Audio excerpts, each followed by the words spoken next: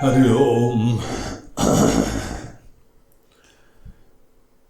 So, yesterday we were seeing how Arjuna starts revealing the truth which was in his mind. Whenever we have problem, initially, there are doubts whether the other person can understand my problem or not. My problem, they are so complex. And therefore, how can I tell my problems to just anyone? A person who's standing in my feet alone can appreciate the problem.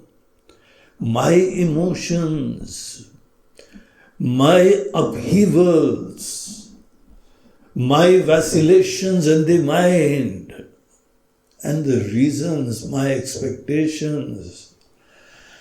All these things, they are never easy to expect that others around you will be able to understand. Many times, even very close relatives, we cannot open our minds. And therefore, we keep on giving reasons which are just superficial. We just think that, I'll give a reason which they will be able to appreciate.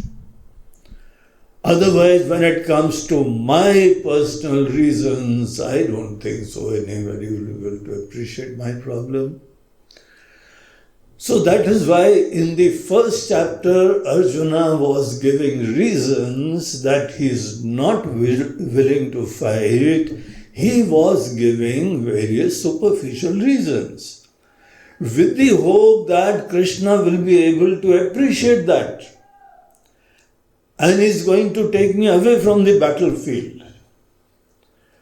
Oh Krishna, because so many people are going to die and war is never good for anyone and any country, any person, and so many killings, and just imagine the family, children and the women and all our traditions which are coming down to us.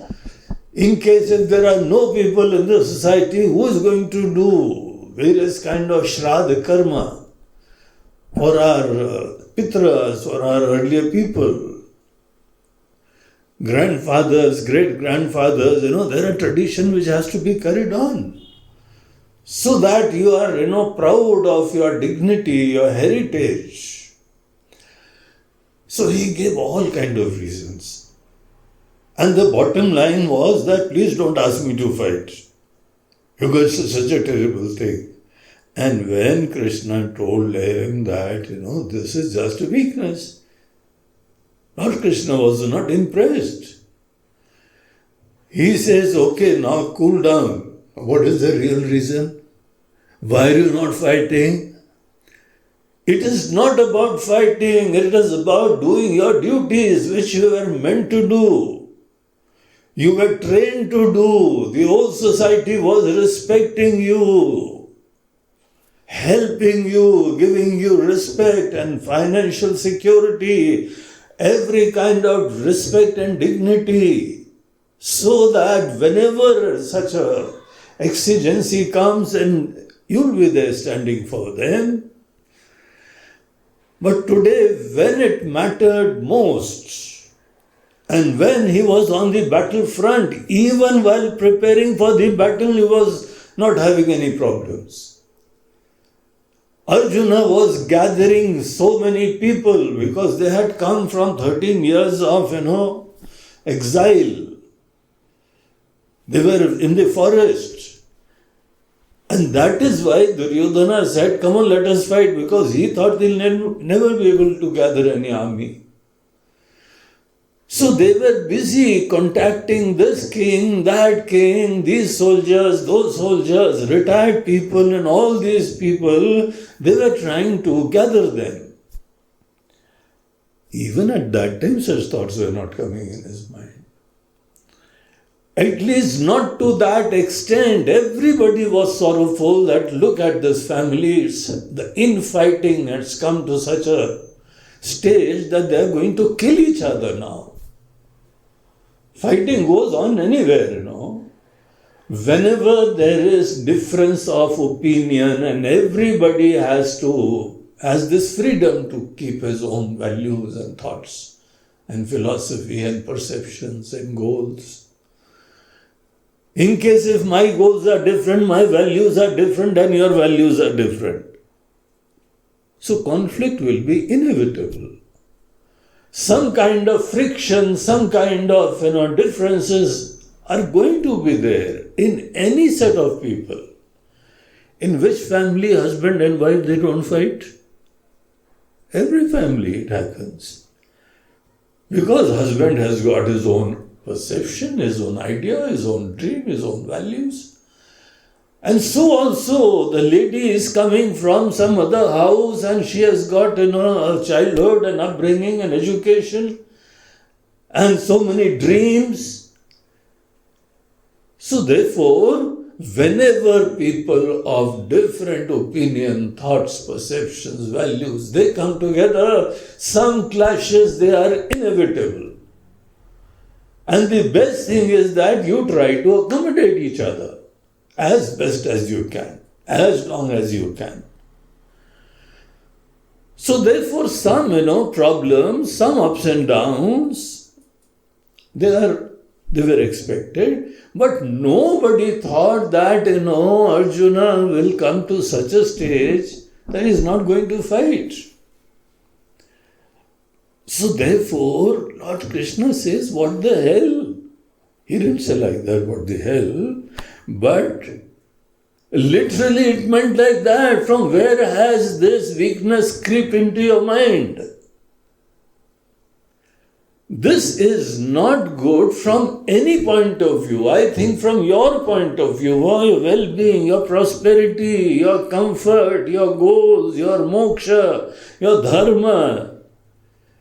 See very, very clearly that, any escapist attitudes will never lead you to any kind of goodness, happiness, anything like that.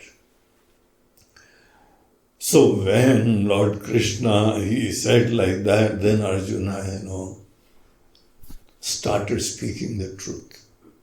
He says the real problem is that, I'm having problem in between my convictions and emotions.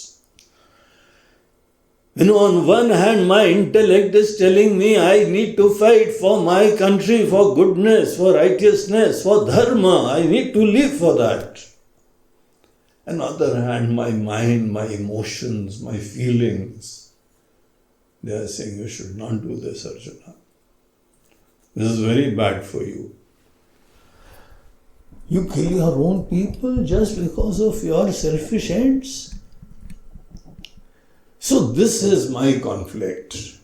This is my problem. I hope you are able to understand. I cannot decide whether I need to win or I need to lose. Yadva jayema yadiva no jayayuhu. They should win over me or I should win them. They kill me or I kill them. I am not able to decide.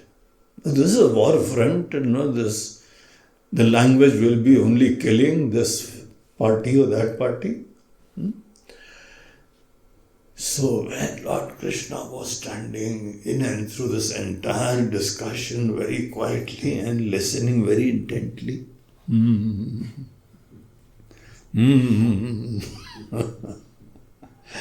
then Arjuna thought, I am not able to decide, but I think this friend of mine, at that time Arjuna never knew he is, Ishvara, God himself coming in this form.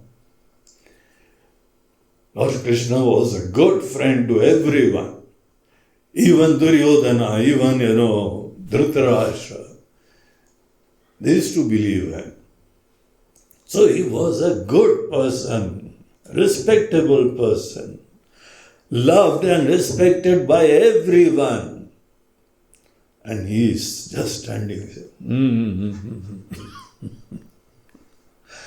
So Arjuna thought that he knows something which I do not know. I am trying to figure out the way. I am trying to figure out a solution from this problem and I am not able to find. So he surrendered. He says, okay, Krishna, please accept me as your disciple, as your student. I want to learn about all these things from you. So when he surrendered, and the options he gave was, don't offer me any prosperous kingdom also, because I'm not interested in that. You see my feelings.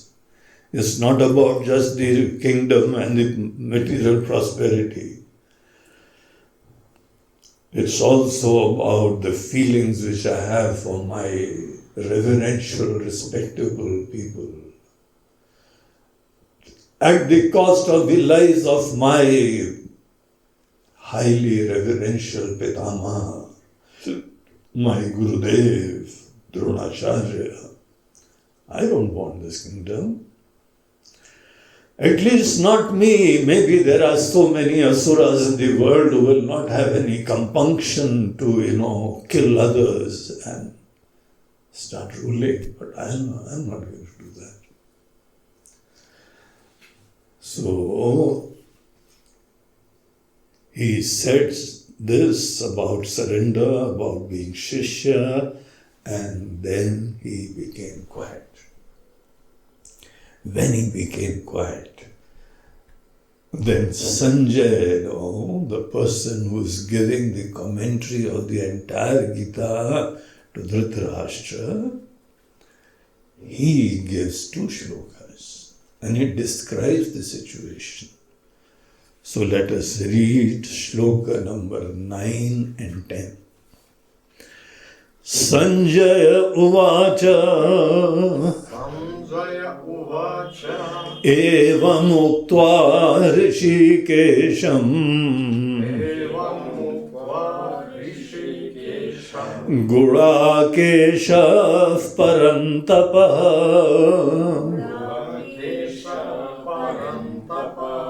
nayotsya iti govindam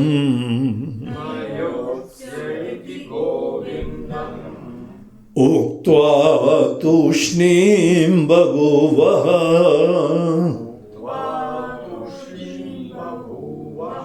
tamuvacha hrishikeshaha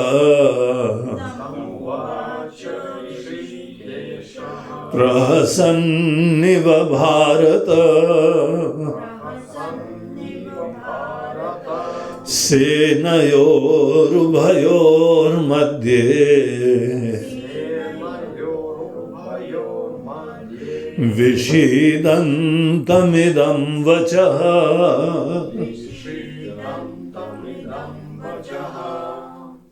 So when Arjuna was saying this, and Sanjay was giving the commentary to Dhritarashtra, and then when Arjuna became quiet, so Dhritarashtra was inquisitive, then what happened?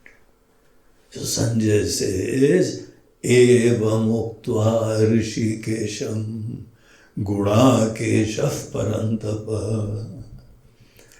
When, O respectable king, when Arjuna said like this to Lord Krishna, what did he say? Na yotse, I am not going to fight. With this state of mind, I cannot fight. My mind is as though stupefied, stabdha. It is as though, thoughtless. It cannot decide, it cannot think. I am as though in a state of hibernation. My mind cannot think at all, and therefore, with such a state of mind, I should better, keep my bow and arrow set. I cannot do that. I cannot stand also in such a moment. So, na yotse iti govindam uktva tushnim bhaguva. And thereafter, he became tushnim, quiet. He just became silent, he just became quiet and was sitting down, looking, in a very pathetic manner towards Lord Krishna. I cannot do this. At that time, tam uvacha Rishikesha. To such an Arjuna, Rishikesh, one of the names of Bhagwan Krishna. So that Rishikesh, on his name alone, we have one city also, Rishikesh. So Rishikesh, reveals about Lord Vishnu, Lord Krishna. So that, and there are so many meanings for all these words. I cannot go into all that right now, but very interesting names, very nice names.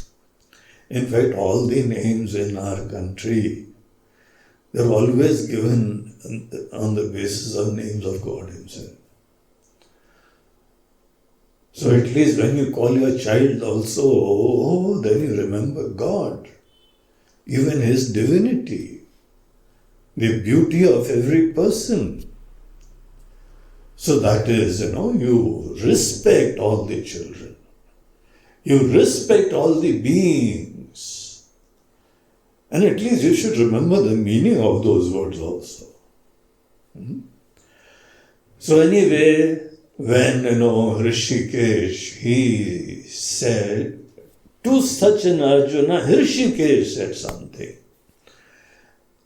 And, the expression on the face of Lord Krishna was specially noteworthy. What was his expression? There was a smile on his face. And that smile, smiles also, there are different kinds. One smile is that when you are enjoying a joke. One smile is that when you are feeling the blessings of God. You are very happy, you are top of the world. One smile is there when somebody loves you. One smile is there when you have a good business. And one smile which Lord Krishna was giving was indicating that, my dear fellow, there is nothing to worry. You are not able to find any way out of this tricky problem. You only have two options in your mind, whether I should be able to, whether I should fight or whether I should not fight. You don't see any third option. There is a third option also. And I'm going to talk about it, at least I know that option also. It is not about just being or not to be, to act or not to act. There is something more about it. Obviously, you are not able to appreciate all that. And therefore, he just smiled in a unique way. You can just think, how you are going to smile when you want to tell somebody, don't worry, I've got a solution. When you know that there is a solution to a problem and the other person, just because the fellow doesn't know, they are suffering. So that kind of smile, Lord Krishna was saying. That smile was saying, the expressions speak a lot. You don't always need to use words. Without words also you speak a lot. You speak with your eyes. You speak with your smile. You speak with your frowns. All these things, they reveal your emotions, your state of mind. So Sanjay specially describes a smile. Prahasanniva Bharata, as though he is saying that, well, my dear, there is nothing to worry. And I am so happy that your mind has become open to know the truth of life more deeply. whenever a situation helps us to inquire deeply about life, consider that to be a great blessing. Normally people, they have some notions, that arrogance, that I know everything. I work out. I find a way because I am very intelligent. And with this kind of notion, with a particular set of knowledge and appreciation and understanding, they go about handling so many situations.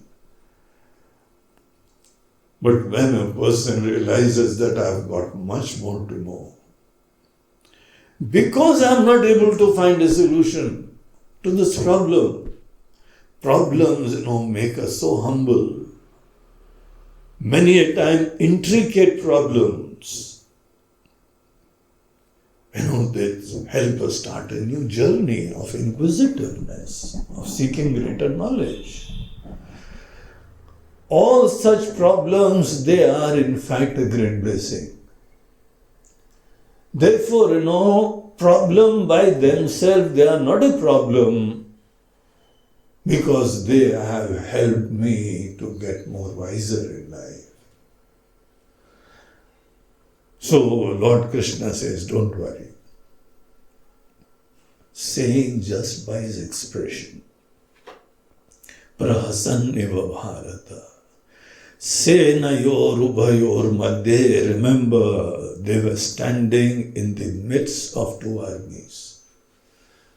Kauravas and the Pandavas, all the army, they were set ready, and one chariot was standing in the middle. And there, in the midst of these two armies, Senayor Ubhayor Madhye, Vishidantam idam vachaha. To such an Arjuna who was grieving, who was sorrowful, who was pathetic, who was despondent, to such an Arjuna, Lord Krishna says these words. And with this background, in the Gita, the first shloka by Lord Krishna as a teacher. Earlier, the two shlokas were there that he did not speak as a teacher. He just spoke as his own well-wisher, friend. What the hell has happened to you? You are such an inspired person who will never accept any kind of evil in the society or in the world, and now you are succumbing to this weakness. At that time the teaching did not start. Teaching will start only when somebody surrenders as a student. To realize that I need to know. So in our Gita, in our culture, in our entire spiritual tradition, this particular step is very, very respectable and important. In the ups and downs of the life, there are people who need to appreciate that I don't know properly and I need to know. This inquisitiveness, this desire to know greater truth of life, this is extremely important. In case there is somebody who thinks I know everything, can you teach anything to them? No teaching is possible to arrogant people. Just because they have money, just because they have position, fame, power, that doesn't matter. Those people, they are not available to learn. Learning is possible. Knowledge is possible only when I appreciate that I do not know.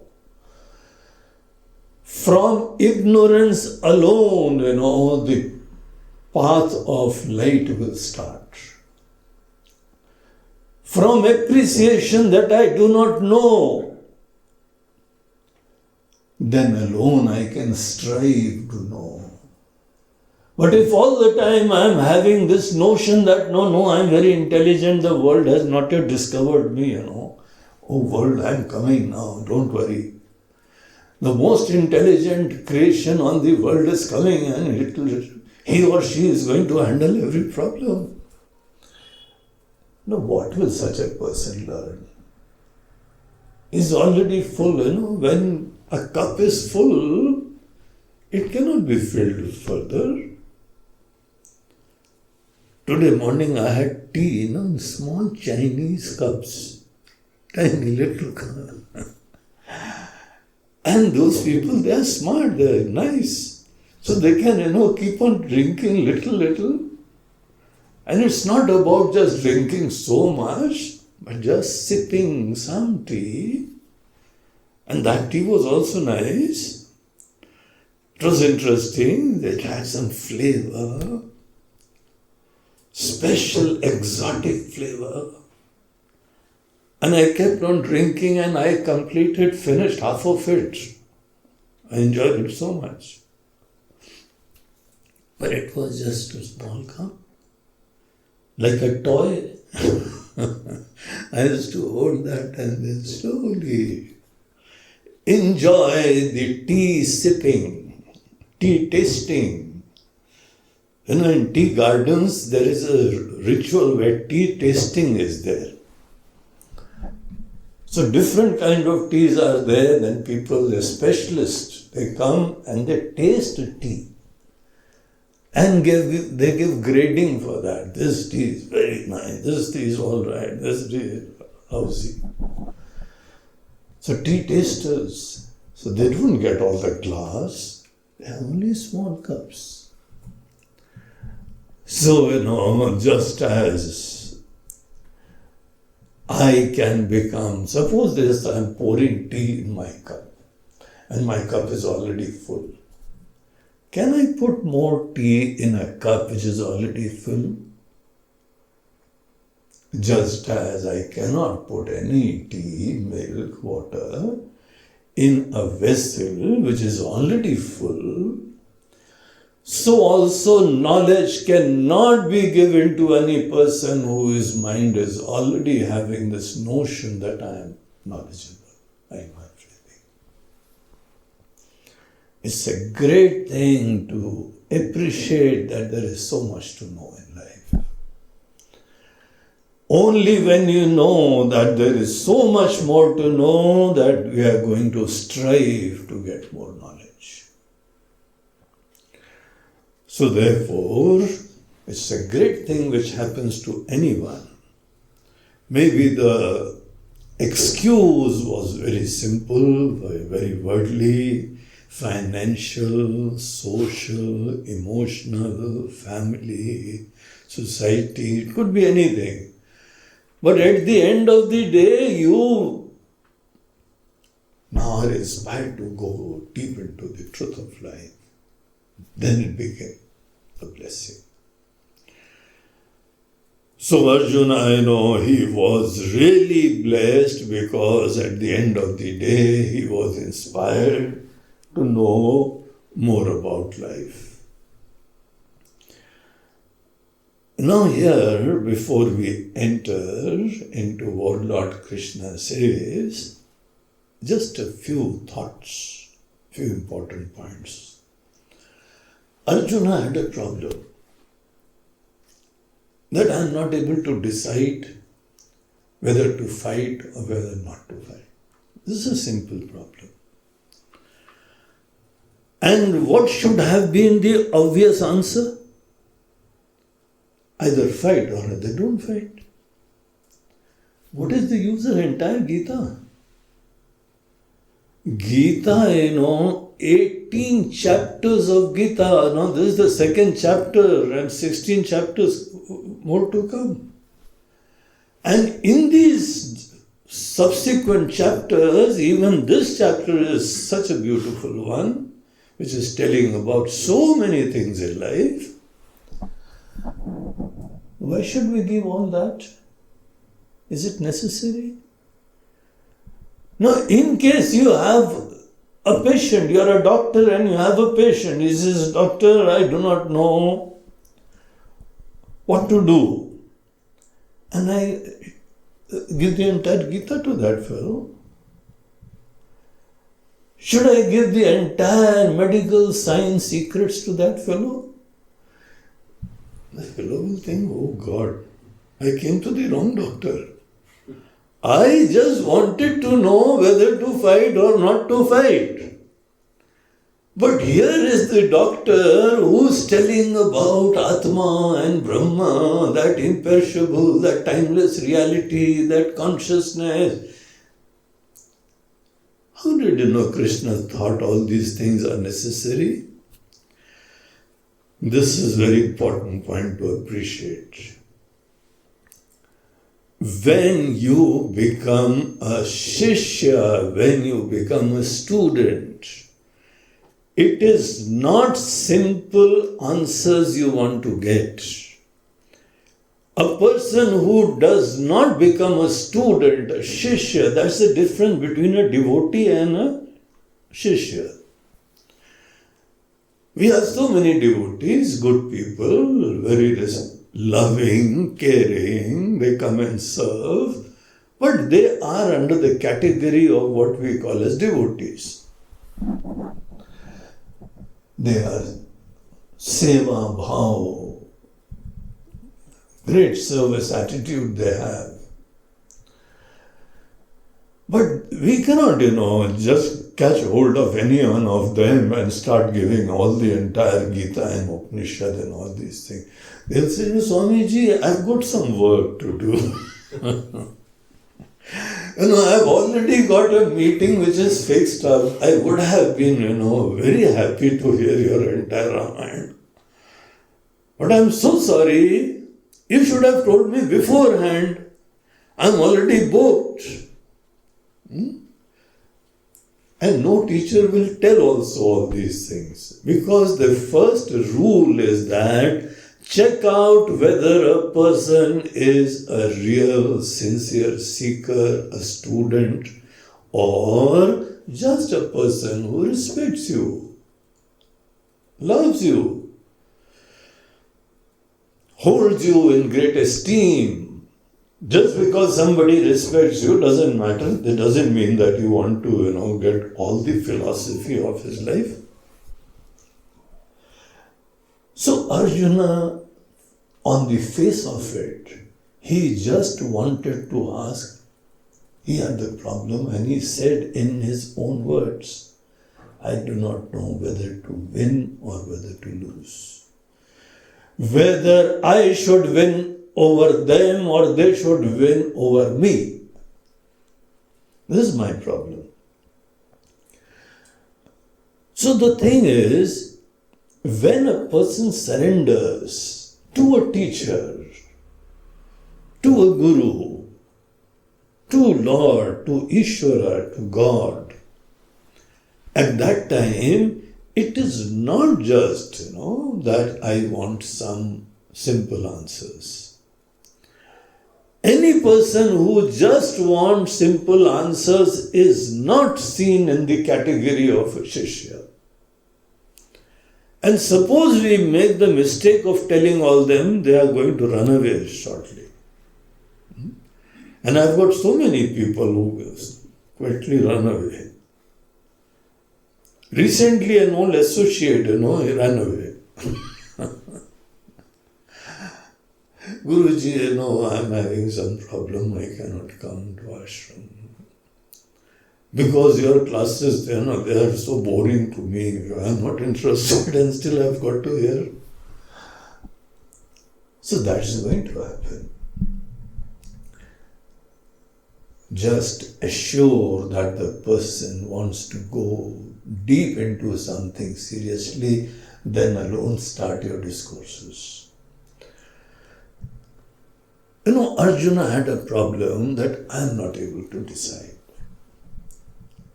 What goes on in the mind of these people? I am seeking something. I am seeking something and I am not able to find that which I am seeking in option 1 and option 2. Option 1 is that I win, option 2 is I lose. In both these options, I am not able to get the answer. And then I go to a teacher and say, please tell me, please teach me, this is my problem. At that time, such a person has got few more questions in the mind. I am endowed with a sense of seeking. Even this question comes in the mind whether my seeking is genuine, it is right, it is necessary. Is life all about continuously and endlessly seeking? Even such questions come in the mind. A person who wants to go into detail will ask so many more questions. It's not about either taking a road to the left or road to the right.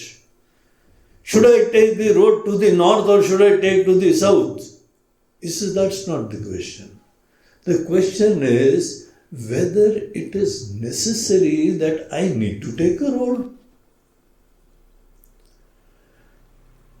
In all these things, there is a common premise. There is a common presumption that everybody needs to seek something or the other. Is seeking something or the other is also an option? Is it a common denominator with everything which is existing over here? Does God also continuously seek? Do all the wise and great men and knowledgeable people, they also have that state of mind which is continuously seeking something or the other? Do I look forward to some experiences? Do I look forward to some ananda, joy and bliss all the time? That will imply that we all are basically seekers. Is that the truth? Are we eternal, endless seekers alone? Suppose in case if I am an endless seeker, endlessly till the end of my life I have to seek, I have to seek, I have to seek. I have to get something from outside. Is that the right understanding of life and of yourself? All these questions come in the mind of serious people. In case a person is not a Shishya, just a friend, then they will not have all these questions. They will just know, okay, tell me what to do. And for them, the better option is take a toss and says, okay, heads you go, tails, you don't go. Come on, give me a coin. And the fellow gets the answer. Okay, thank you so much, Guruji. Can I keep the coin also? I said, you can keep the coin. This coin, is very precious to me because that permitted me to my journey that I can go now.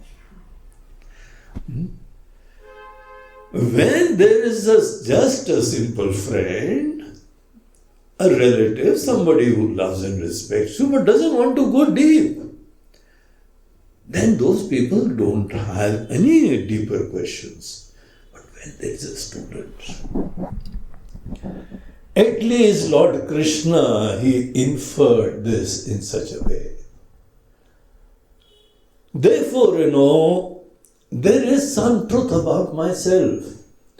As long as you perceive yourself, appreciate yourself as an individual, as somebody who has some lack inside, some insufficiency, some deficiencies there. And therefore you need to fulfill that. You need to seek something or the other. Suppose you are a diseased person, you are having some problems. In case if you have a problem, you will need some medicine. Accepted. But does everybody have some disease? Do you need to see everyone in this world, in this life, that everybody is diseased? So we just ask, which medicine are you taking? He said, I'm not taking any medicine. Oh God, you're not taking any medicine? You're not doing anything? You need to do something.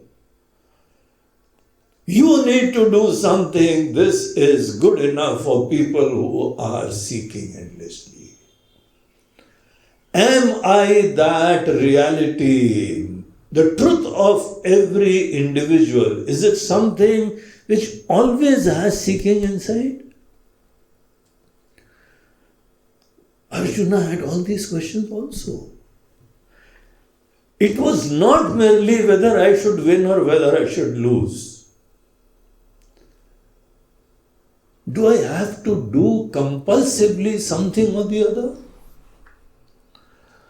Who am I? The basic question comes to this turn that ultimately the one who is a doer, who is that fellow? Who is me? Who am I? Am I different from all these people? Am I this body? Am I this individual? Who has this compulsion that I have to do something or the other in life? Is this the truth of myself? I want to know very deeply. I don't want to just have some superficial answers that either you do or either you don't do.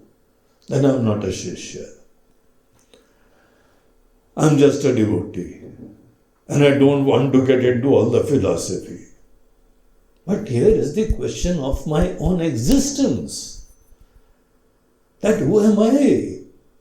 I always see myself inflicted with this kind of seeking that I have got to do. I have to do something or the other. Even when I'm quiet, my mind is continuously working and disturbing me. Do this, do that, do this, do that. Not only in the waking state, even in the dream state. I'm suffering that kind of compulsion. That I have to do this, I have to do that. Does this show that basically I am something who always has, endlessly has, eternally has this sense of seeking inside? Now, in case if I have some seeking inside me, this is intrinsic to me, this is natural to me. And that is why I say, it's my nature, I like these things. I like singing. I like dancing. I like, doing business. I like going in the midst of nature. I like birds. I like animals. So we define ourselves.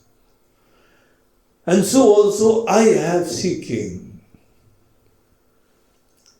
Is this the real understanding of ourselves? Are we satisfied that this is the truth of ourselves? Just think about it. Seeking continues only as long as you still have something more to attain. You are limited. You are fragmented. You are separate. You are in a state which is called Dvaita.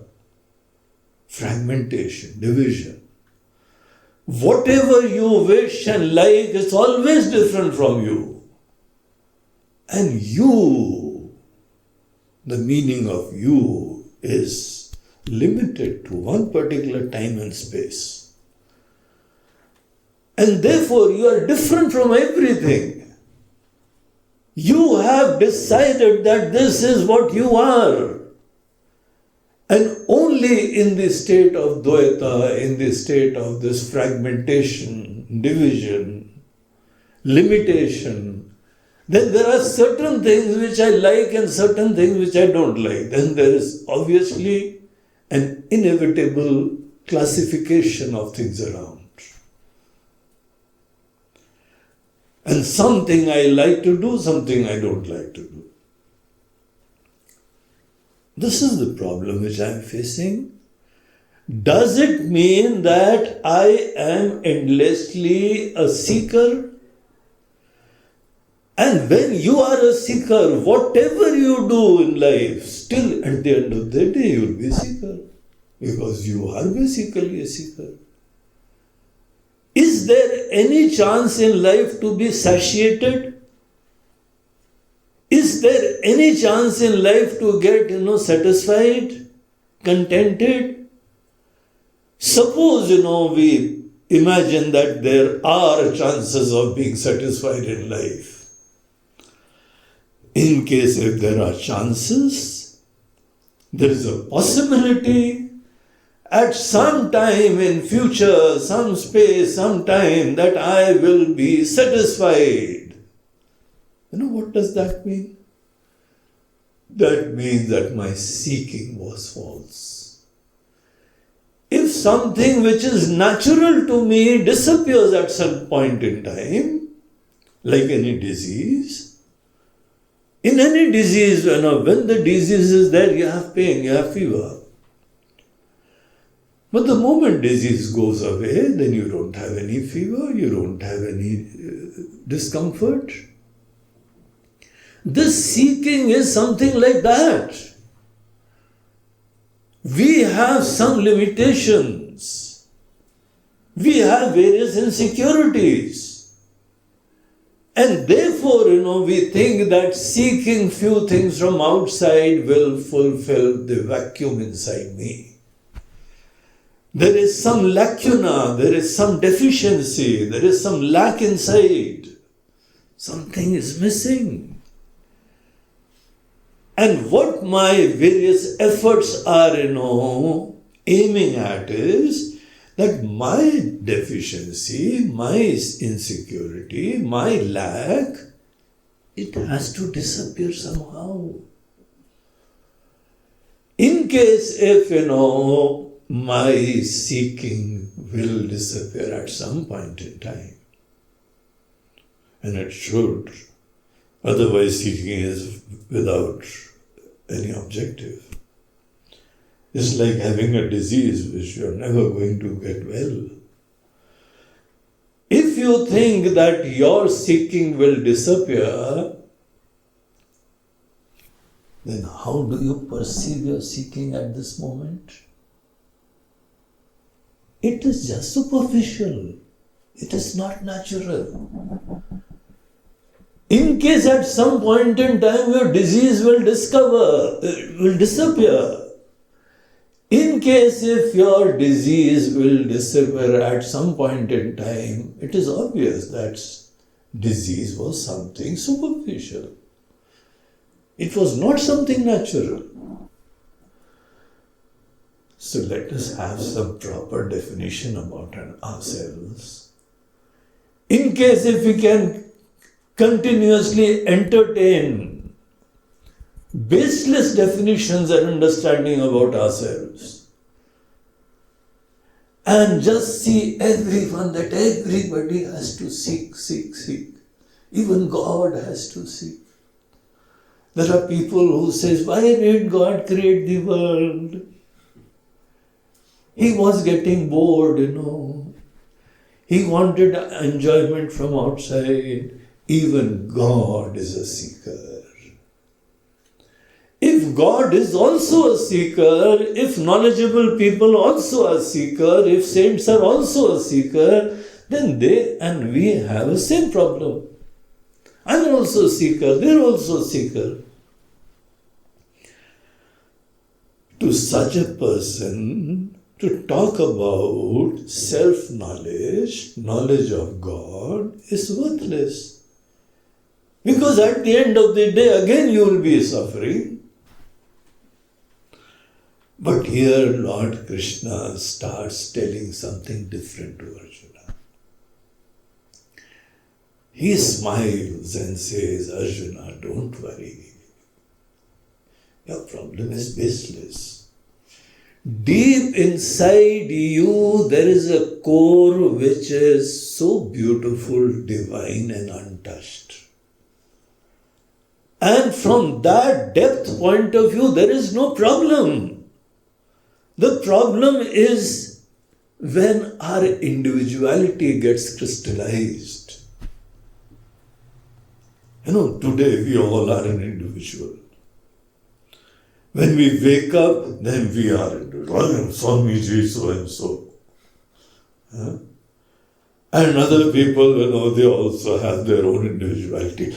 I am a businessman, I am a management person, I am a student. Everybody has an individuality. They have some role to play in this world.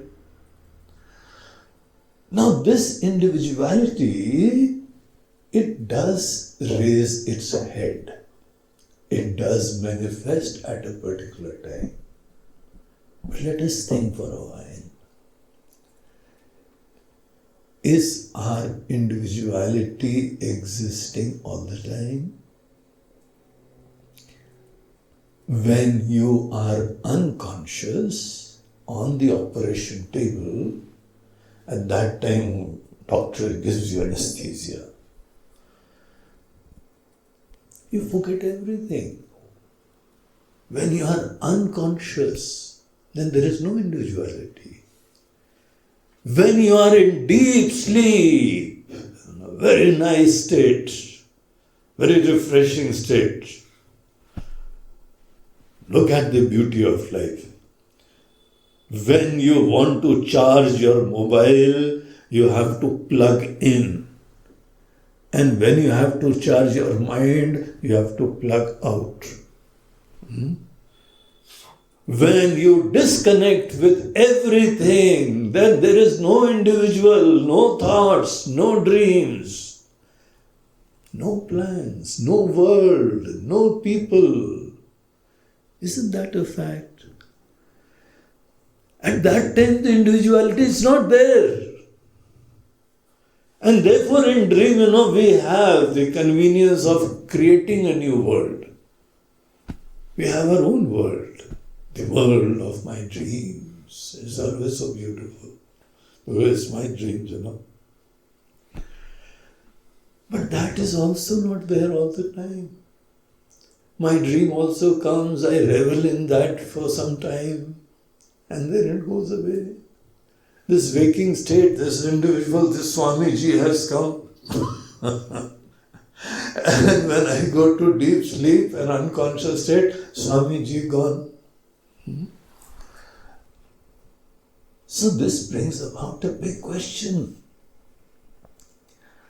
Today I am taking my individuality as my real truth. Is my knowledge based on reality or imagination? And I am planning so deeply about life only with this premise that I am a limited individual and seeking I need to have endlessly, eternally seeking will have to be there. And then I also need to have problems all the time. So Lord Krishna, when he starts his discourse, he gives a different dimension altogether. He says, Arjuna, from my point of view, when I diagnose your problem, what is my perception? That it's a case of misperceived identity.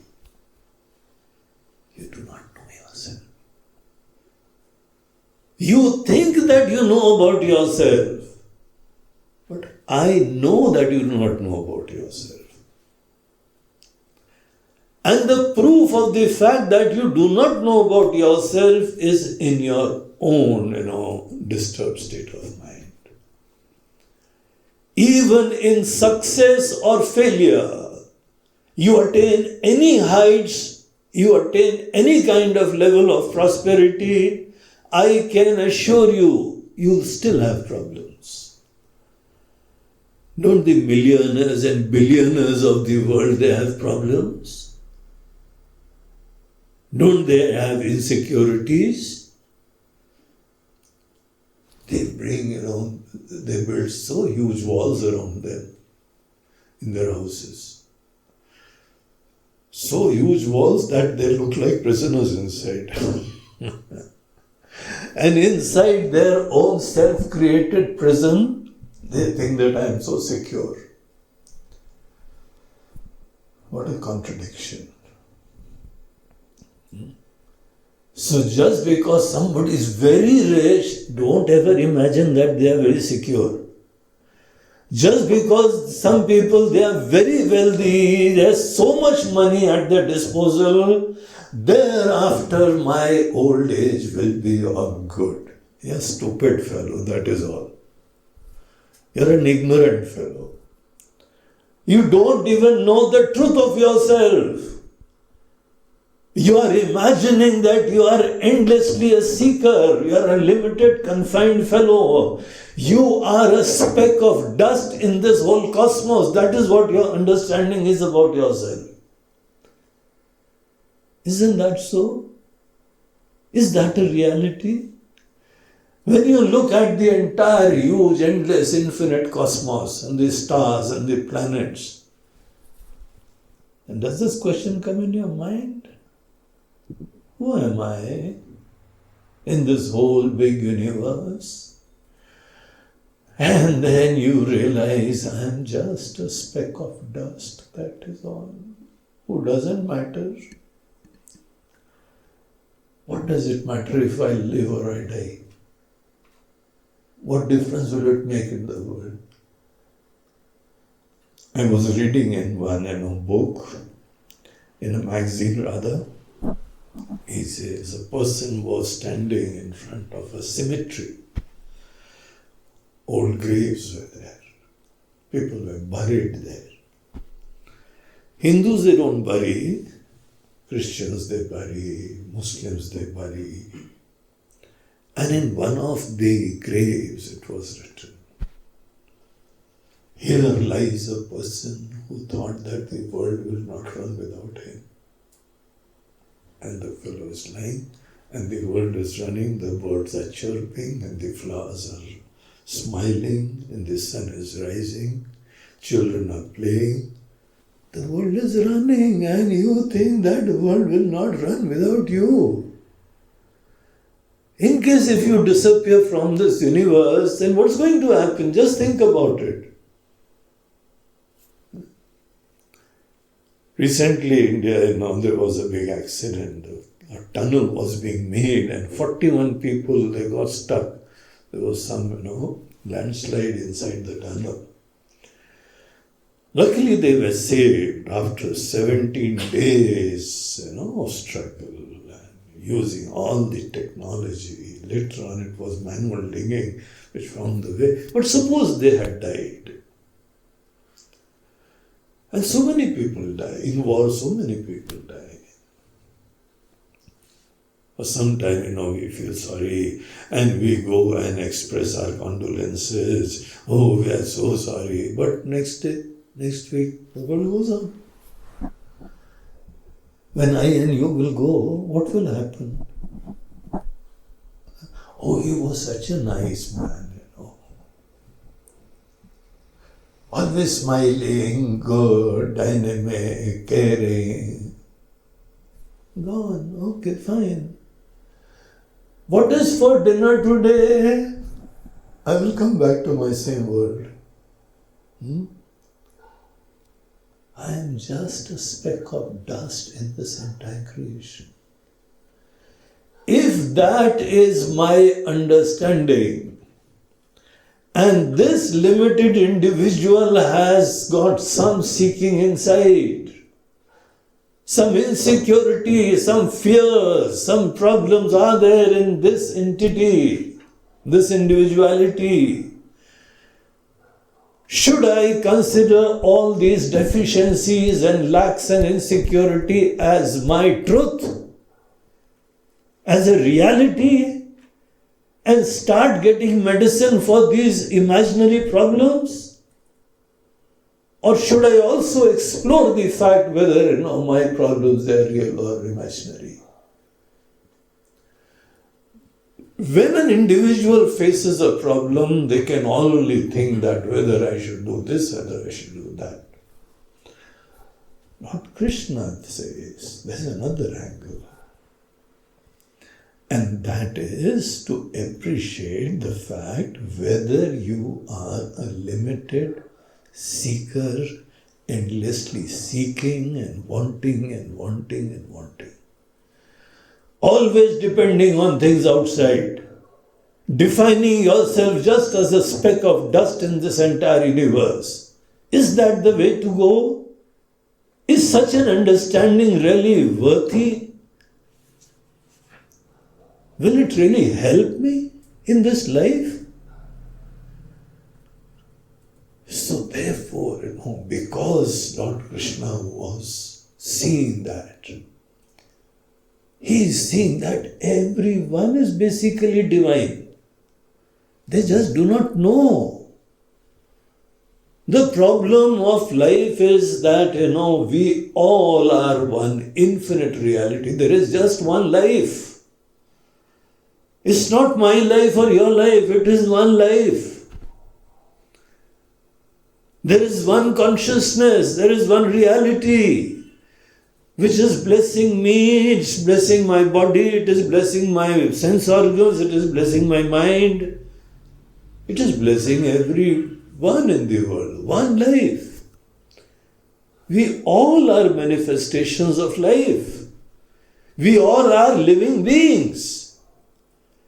In case if we are living beings, then can we be separate from life? Every moment, whether we are awake or whether we are dreaming, whether we are asleep, we are life. And nobody teaches us all these things. They only teach us how to make money, how to do business, how to get pleasures, how to build houses, how to do industries, how to build roads. We are basically life. And in case if there is somebody who's not blessed with this education, this knowledge, and they define themselves just as a petty, limited, ephemeral, perishable individual, then rest assured you are going to have problems throughout your life. And whatever solutions you get, still, after every solution, you will still have problems. What a shocking thing. All the money you gather, all the comfort you have, all the big palatial houses you create, all the cars, and nowadays, the technology is so fast that tomorrow you will be having flying cars, robotic things. So what? The fellow who's sitting inside is pathetic, limited, craving, all the time seeking, discontented within.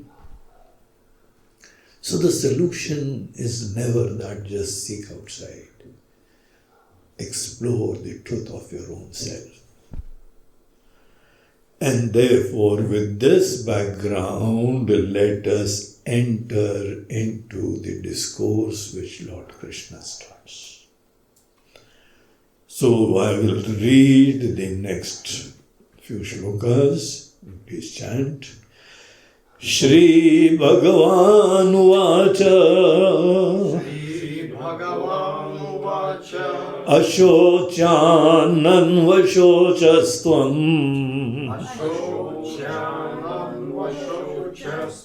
Pragyavadamscha bhashase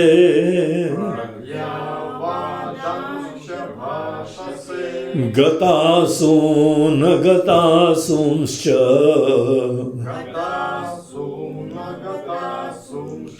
Nanu Shochanti Panditaha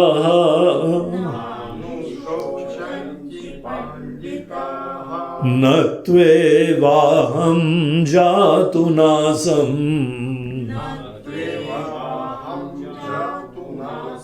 न त्वं नेमे जनाधिपाः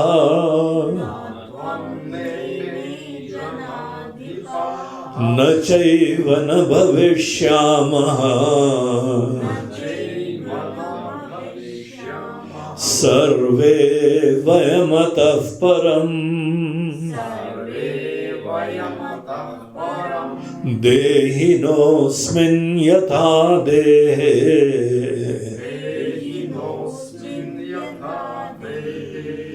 कौमारं यौवनं जरा तथा देहान्तरप्राप्तिः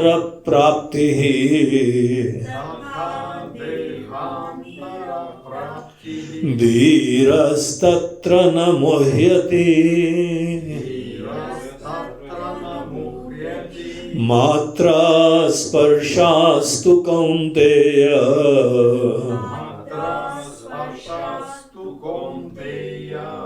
शीतोष्ण सुख दुःखदा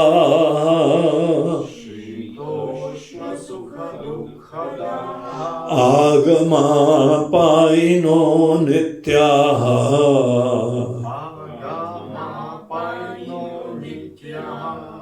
तां स्थितिक्षस्व भारत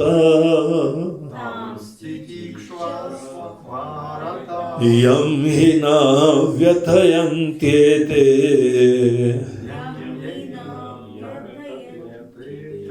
पुरुषं पुरुषर्षभ समदुःखसुखं धीरम्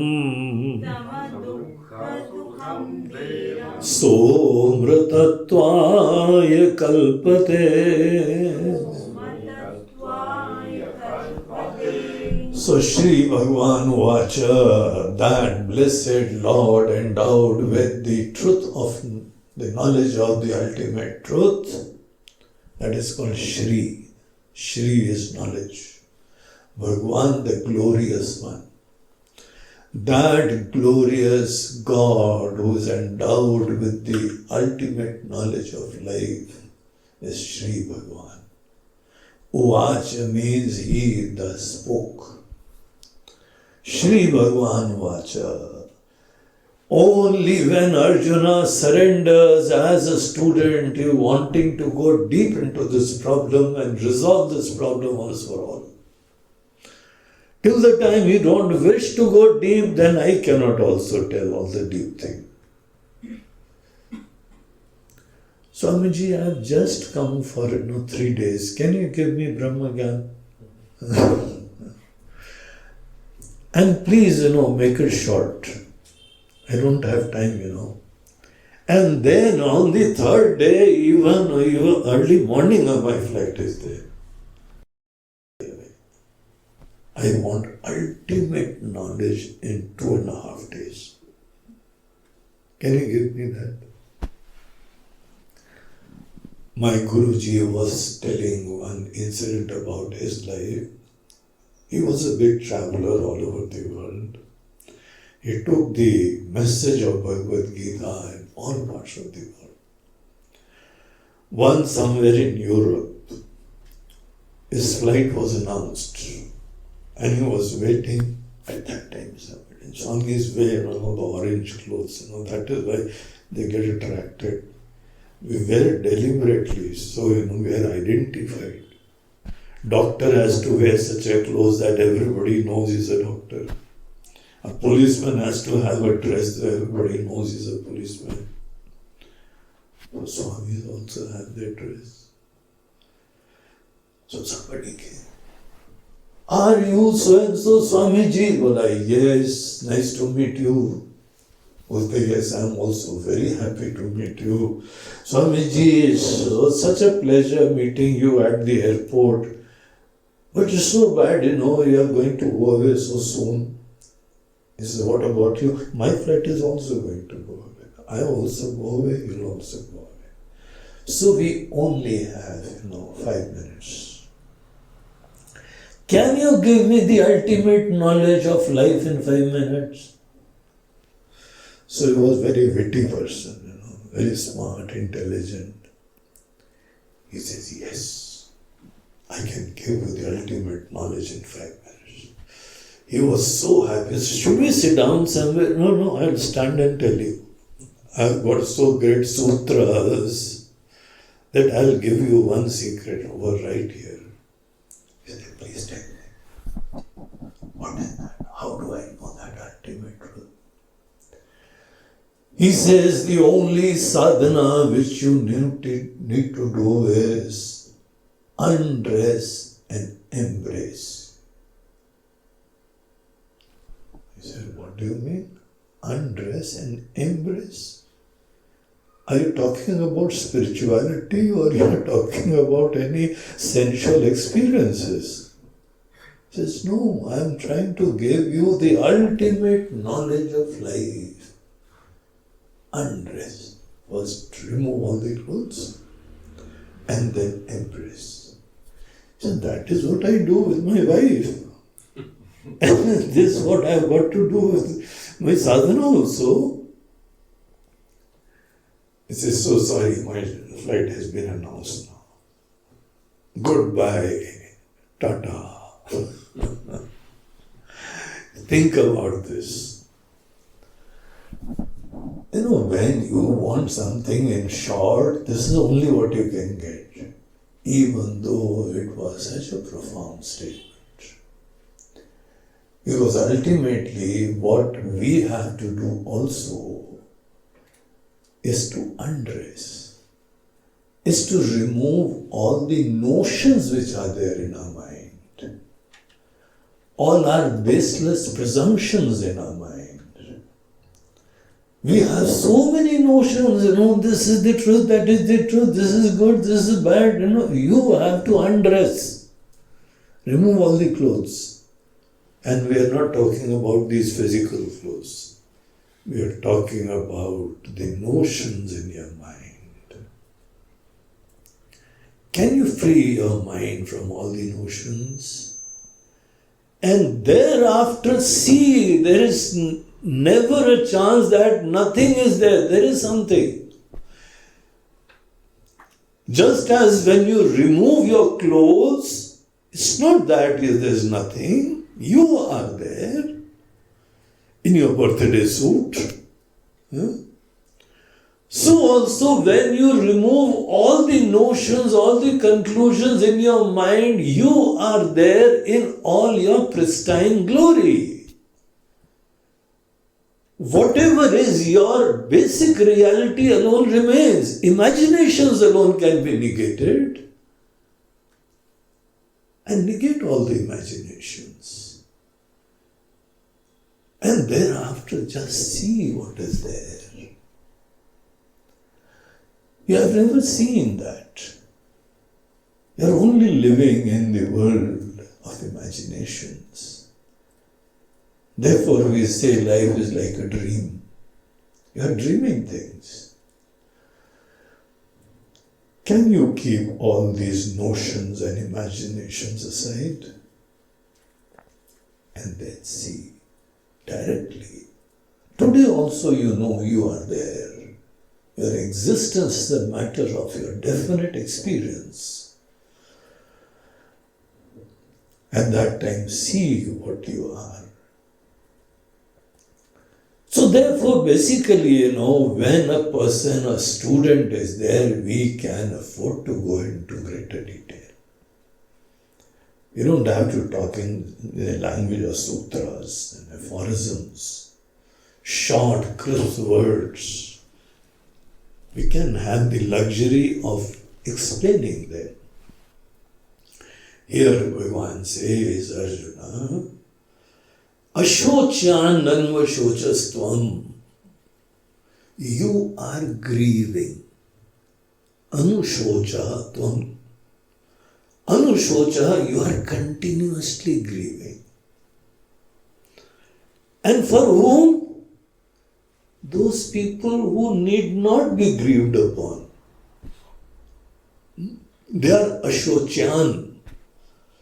Ashochan are those people who are knowledgeable, who are wise people. Unlike me, they know the truth of themselves. Bhishma Pitama is one of those great people in Mahabharata who knew the truth of Lord Krishna also. He knew that who he was. Nobody else knew. Very few people knew who Lord Krishna was. Till the time he revealed his truth about himself in Bhagavad Gita.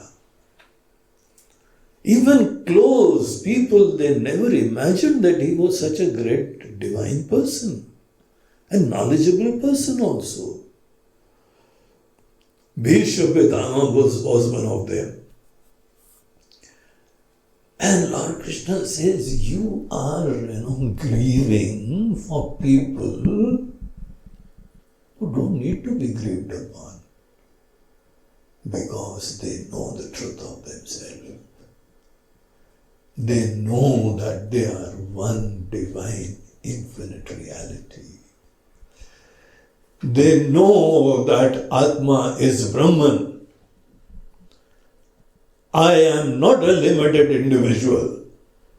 Yes, the majority in the world, all over the world in fact, not merely over here. Anywhere you go, it's the same cycle.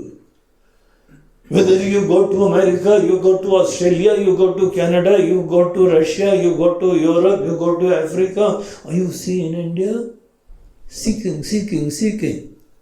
I've built a house, I've got a business, I'm going to this, they're always seeking. And the struggle is there anywhere in the world. That's the only, rules of the game.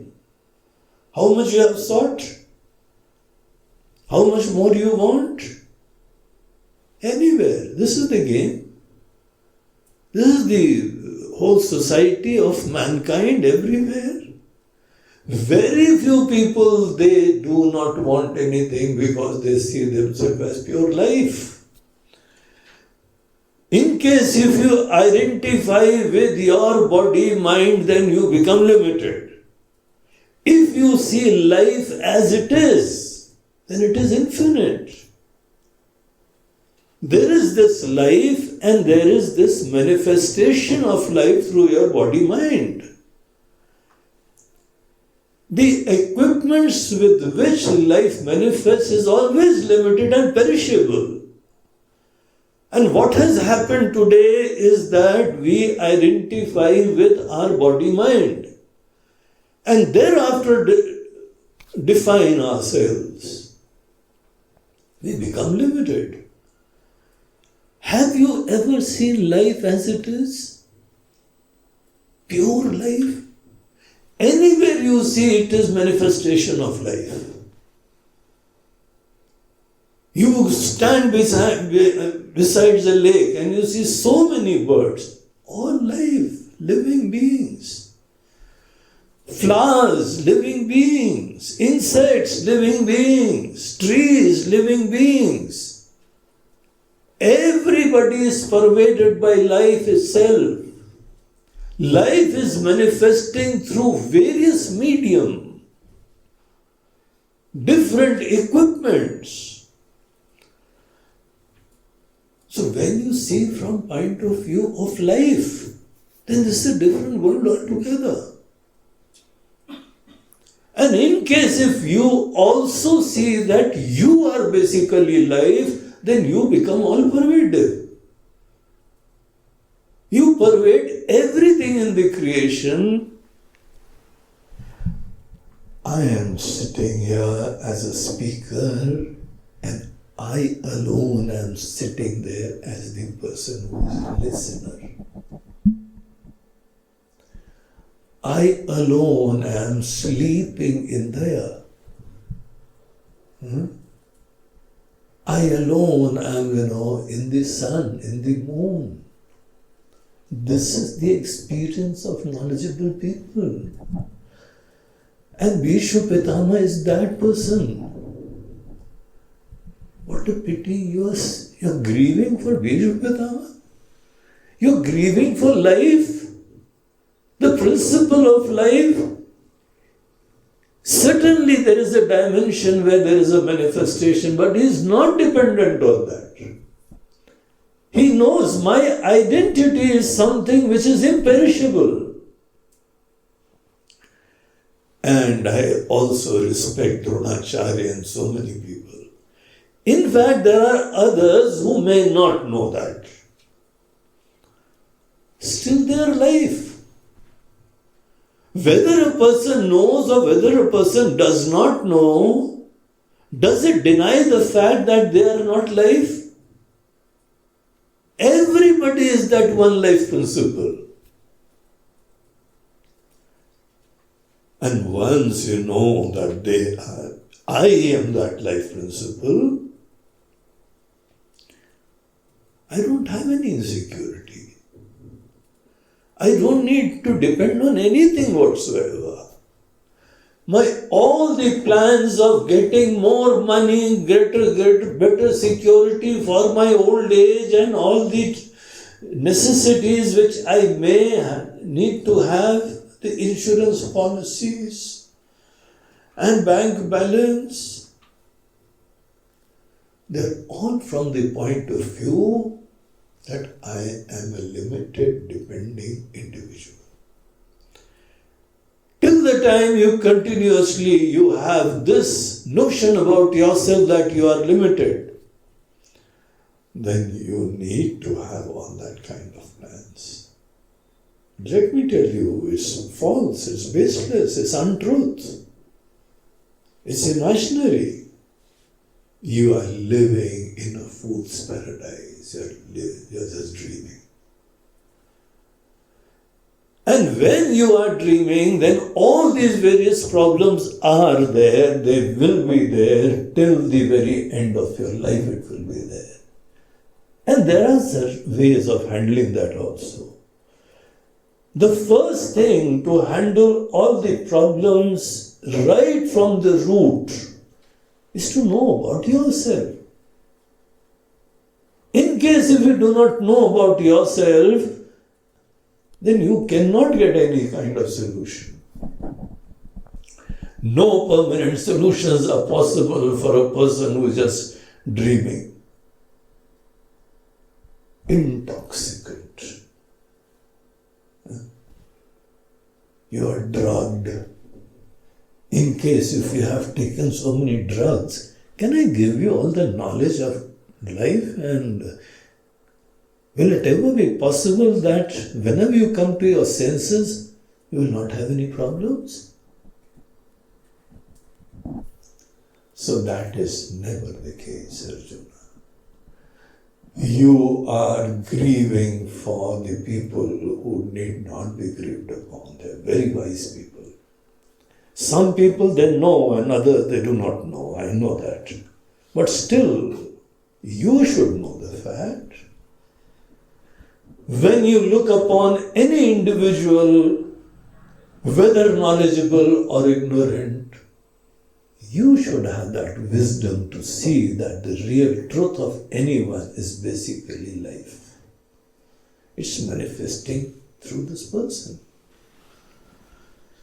Through the playfulness of a child, through the statements, through the various kind of laughter, the plays.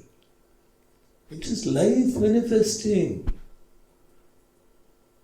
When we have so many bulbs and instruments, it is electricity manifesting. Look upon the world as the manifestation of life. The medium through which the life manifests, it is all perishable, changing. But see the life principle. That is what you are. Whenever your definition about yourself is that I am the life principle, then you have woken up. And for that waking up, undress and embrace. Drop all the notions. Drop all the kind of dresses which you have worn. Shed it off. And then know yourself. see the life principle. You are talking like a wise man, Arjuna. But you know who's a wise man? Gata soon, agata soonscha, nanushojanti pandita. The test of a wise man. Whatever happens, whatever comes or whatever goes, whosoever is born and whosoever dies, gata or agata. Gata soon, agata soonscha. Whether somebody is gone or whether somebody has not yet gone but is on the verge of going, people who know the truth of life, of themselves, they never grieve. The capacity to never have grief, whether somebody comes or goes, whether there is birth or death, whether there is manifestation or absence of any manifestation. In case if you are knowing the truth of life, Arjuna, that is the test of a wise man. And here you are talking like a wise man and yet suffering, grieving. Don't you see the contradiction? The very definition of a wise man is that they know something in life, they are awake to some truth where there is no question of any grief whatsoever.